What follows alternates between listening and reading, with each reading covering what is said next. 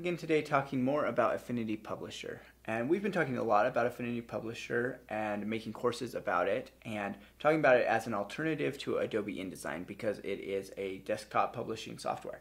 And so it really is slated as an alternative to InDesign. But today I want to talk specifically about 5 ways that it beats InDesign.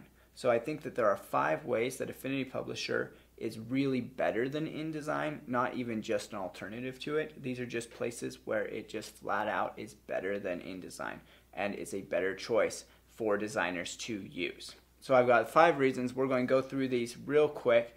And remember, if you want to learn Affinity Publisher, you can check out my links below this video for my introductory course into Affinity Publisher.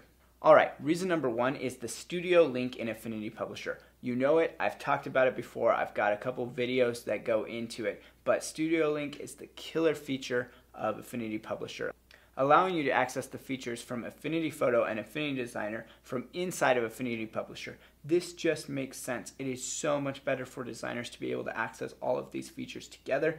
InDesign does not have this built in. You have to open up Illustrator or Photoshop in order to make edits, then save them, then resync your links. It's just a lot more work over there, and it's so much easier in Publisher. And it's the number 1 reason that I would tell people, yeah, go ahead and switch. Your life is going to be easier if you're in the Affinity ecosystem rather than in the Adobe ecosystem.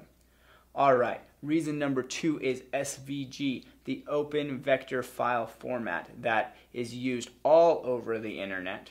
InDesign has never handled correctly. You've never been able to just import SVGs and use them in InDesign, even though we know that it can handle vectors because it can draw vector shapes just fine. So I've always felt that Adobe was forcing you to have both InDesign and Illustrator because it couldn't handle SVGs just inside of InDesign. You would have to get an SVG, open it in Illustrator, turn it into an Illustrator file, and then bring it into InDesign, which is just a ton of work that you don't need to actually do. It's just Adobe forcing you to use all of their applications.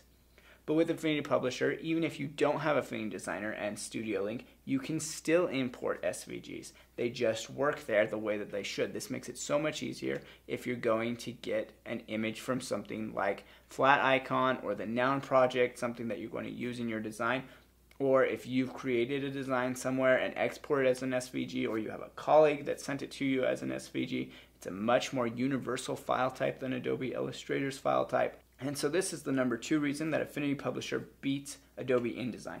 It can use SVGs. Fully featured, fully workable, just does it. Reason number 3 is the one that you've probably thought about the most, and that is price. When it comes down to it, Affinity Publisher just beats Adobe InDesign on price. Affinity Publisher costs just $50 one time, and you can often get it on sale for 20% off when Affinity's having one of their regular sales when they're updating their apps or releasing a new one.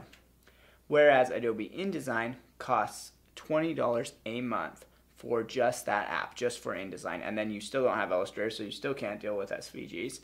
You don't have Photoshop, so you can't do raster graphics. So if you want all of the Creative Cloud applications, you're looking at paying somewhere around $54 a month to Adobe. That's in US dollars. And so it's just true that Affinity Publisher beats Adobe InDesign in price. Even if there are features in InDesign that Affinity Publisher doesn't have yet, it's still a better deal to get most of the features for a way smaller price. So number 3 is price, and that's probably the one that you've already thought of. Reason number 4 is design. As designers, we like to use well-designed programs. And I feel that Affinity Publisher and the Affinity apps in general are just better designed than the Adobe apps. They're made by designers for designers. That's one of the things that they always say whenever they talk about their products.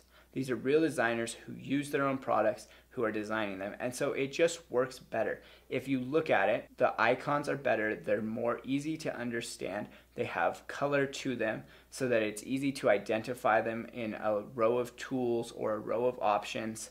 And so I just feel that the program, while it borrows a lot from Adobe InDesign, obviously they're copying the Adobe programs in their layout and the way that they've put them together, but they have then further improved upon that whole idea. And things just seem to flow better. The options along the top of Affinity Publisher are more useful, and the contextual menus are better than they are in Adobe InDesign. And so I really think that if you're a designer, you will enjoy using Affinity Publisher more than you enjoy using Adobe InDesign, because it is just a better designed program. On top of just the visual design of it, it's a better coded program as well. The code design is better. It runs faster and smoother, even on less powerful machines than Adobe InDesign, because it's new code that they've built in the last year, and it's just very impressive how much smoother and better it runs. And finally, reason number 5 is color management.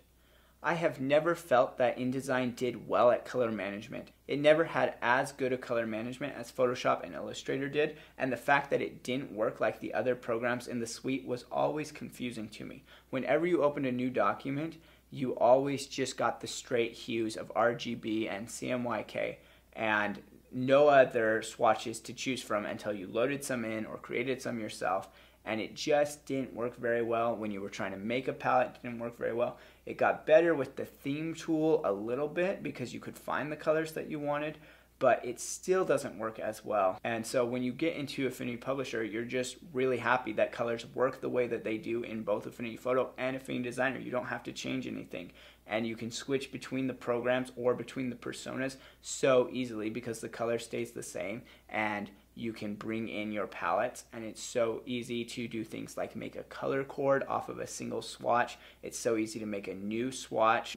You just open up the dialog box and then use the color picker, or enter in your hex code. It's so easy to manage your colors in Affinity Publisher, and it never has been easy. When I teach Adobe InDesign to students, I always have to be very careful to walk them through how to do color management because it's so poorly implemented in InDesign. And so I think you'll find that the better color workflow speeds up your workflow, and everything is easier for you when you're in Affinity Publisher.